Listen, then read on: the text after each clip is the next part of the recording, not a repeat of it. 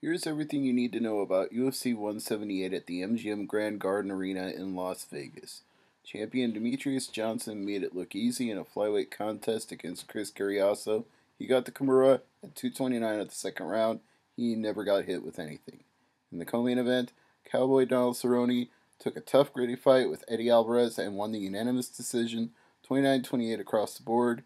Eddie Alvarez hit him with a flurry of shots in the first round, but couldn't knock him down, and Cerrone took over with leg kicks. He crippled him in the third round, and Eddie Alvarez couldn't stand, and Cerrone just jumped on top and rode it out to the finish.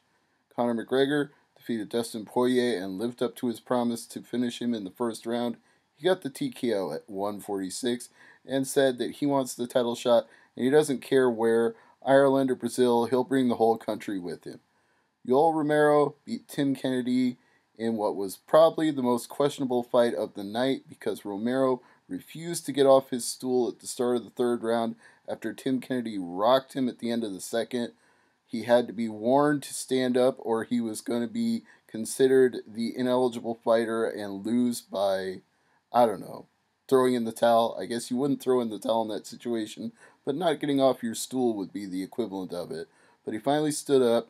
He got the TKO at 58 seconds of the third round, and the boos poured down from all sides of the MGM.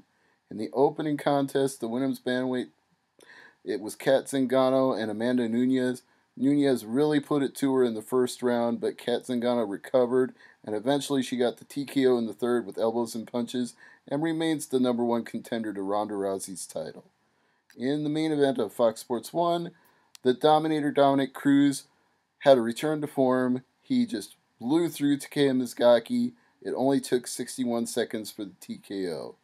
Jorge Masvidal got a decision over James Krause, 30-27, 29-28, 30-27. Wonderboy Stephen Thompson had a closely contested fight with Patrick Cote. He got the decision across the board, though, 29-28 times 2 and 30-27. Ebersol beat Howard in the welterweight opener on FS1. It was a split decision, though, 29-28 times 2 and 28-29.